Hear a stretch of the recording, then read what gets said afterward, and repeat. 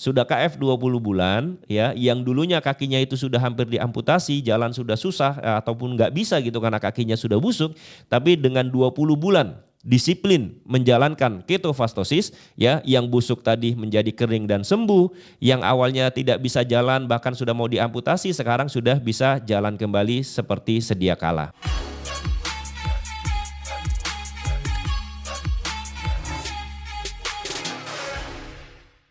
Halo teman-teman sekalian ya, berjumpa lagi dengan saya Bang Sehat. Terima kasih sudah hadir, terima kasih sudah komen, terima kasih sudah like, terima kasih sudah subscribe. Di video kali ini saya akan ngebahas tentang ada salah satu orang yang dulunya sudah terkena diabetes, lalu kemudian kakinya itu sudah banyak pembusukan, jadi di bagian kakinya itu sudah banyak pembusukan ya. Karena orang-orang yang diabetes ini ya, orang-orang diabetes ini ketika dia luka, itu lukanya susah sembuh.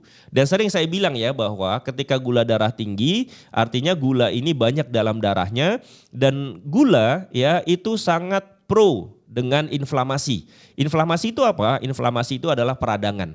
Jadi peradangan itu kalau saya boleh menganalogikan, peradangan itu seperti api yang kecil, peradangan.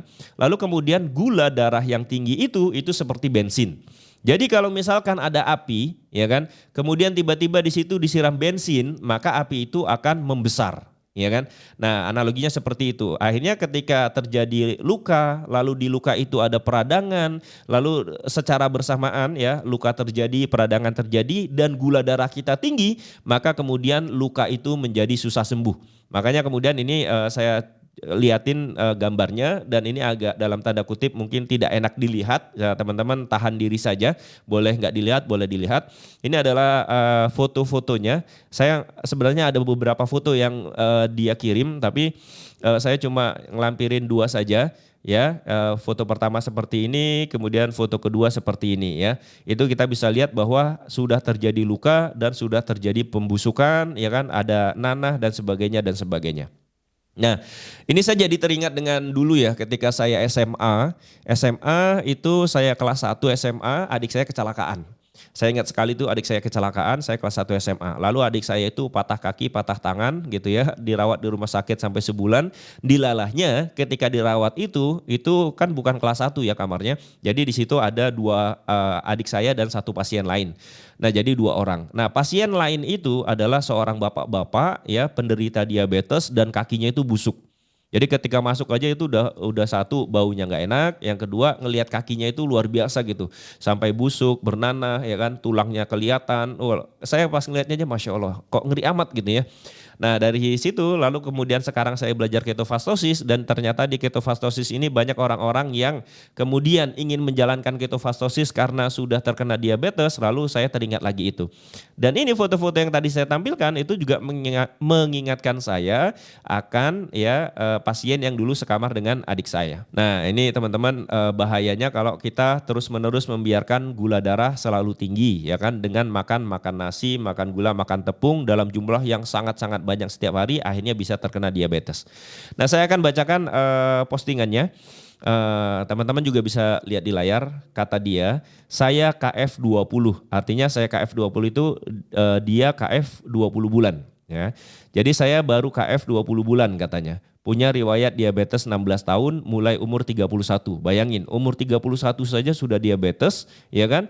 Kemudian artinya bahwa kalau di usia yang masih cukup muda umur 31 sudah diabetes, artinya memang makanan dia atau minuman dia dari muda dulu itu sangat-sangat sangat-sangat tinggi karbohidrat, gula, tepung gitu loh. Ya, karena di usia 31 aja udah kena diabetes gitu. Kemudian katanya pernah sampai gula darahnya 588 mgdl. Sempat berhenti jantung 2 kali, Masya Allah. Lumpuh kaki 1,5 tahun katanya. Luka gangren akut dan sudah divonis amputasi. Bayangin teman-teman ya. Ini kan sangat mengerikan gitu ya. Sangat mengerikan sekali ketika kita terkena diabetes, lalu kemudian luka itu kemudian membusuk. Kalau sudah membusuk memang pasti dokter akan bilang ini harus diamputasi. Kalau nggak diamputasi maka lukanya akan terus membusuk ya kan. Awalnya mungkin cuma busuk di jempol, lalu membusuk ke seluruh telapak tangan atau telapak kaki, lalu akan membusuk terus gitu. Akhirnya kata dokter harus diamputasi. Dan dia sudah sampai vonis bahwa kakinya harus diamputasi. Lalu yang postingan selanjutnya, alhamdulillah setelah KF 20 bulan saya benar-benar merasakan pulih. Cek laboratorium semua seperti sedia kala katanya. Saya awalnya KF karena kondisi saya sudah merasa no way out atau sudah putus asa. Kondisi diabetes sudah kronis bertahun-tahun yang tak ujung sehat, ya kan?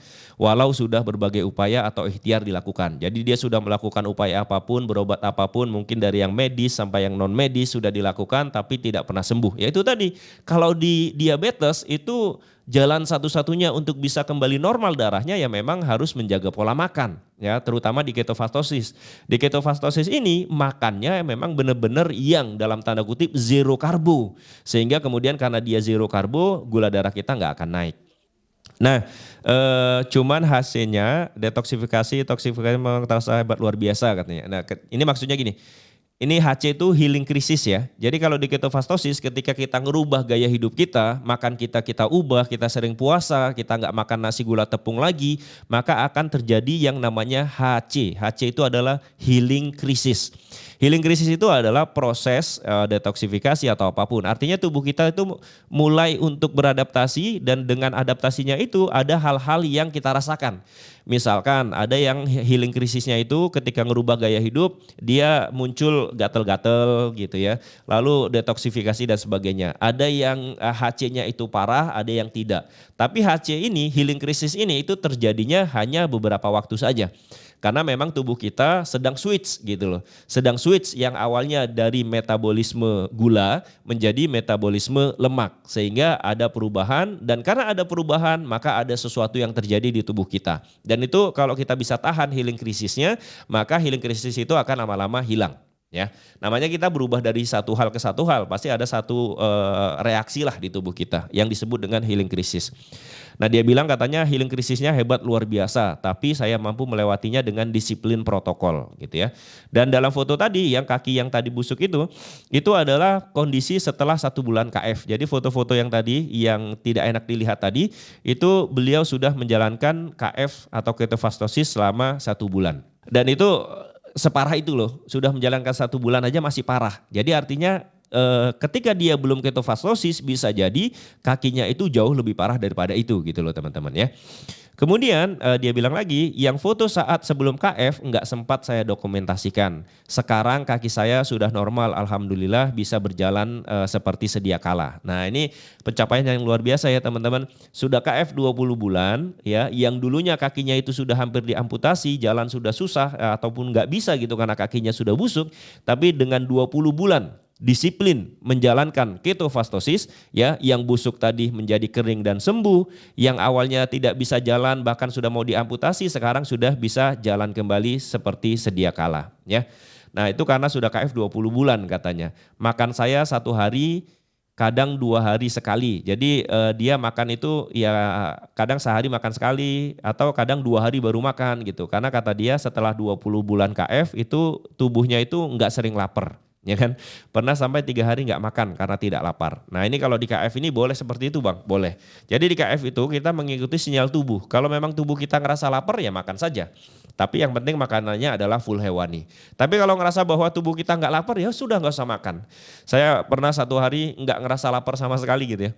Duh hari ini nggak lapar gitu ya. Tapi istri saya kan udah masakin.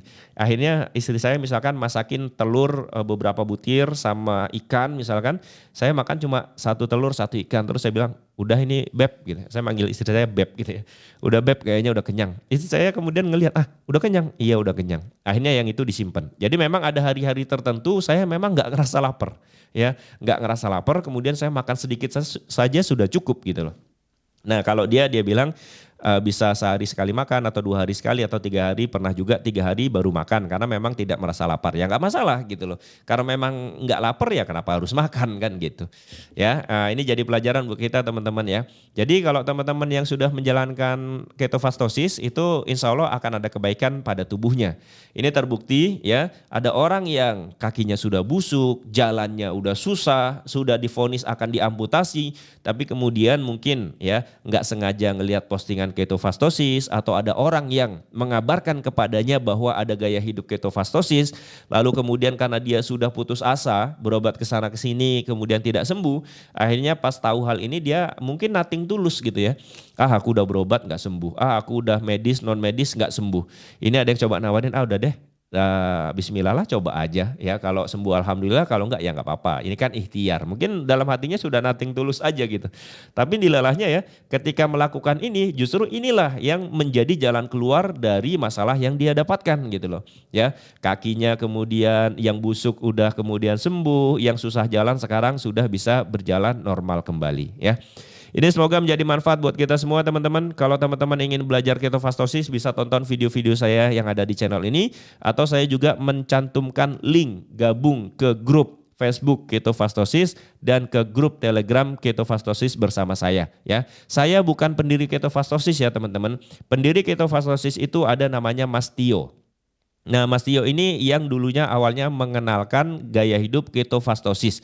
Itu pun berasal dari pencariannya untuk menyembuhkan anaknya gitu. Kemudian ternyata dari pencarian itu dia menemukan gaya hidup ketofastosis. Lalu kemudian saya mempelajari. Jadi saya dulu sebelum menjalankan ketofastosis itu saya butuh 1 tahun untuk mempelajari apa itu ketofastosis. Setelah saya yakin 1 tahun itu ya, tahun berikutnya baru saya menjalankan ketofastosis sampai hari ini.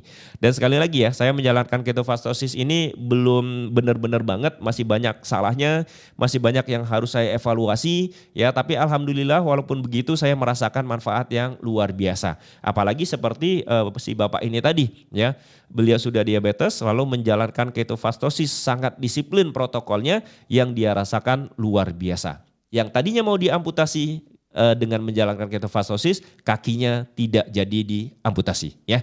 Semoga bermanfaat. Terima kasih sudah menonton. Jangan lupa like, komen, dan subscribe. Kita bertemu di video yang lain dan bye-bye.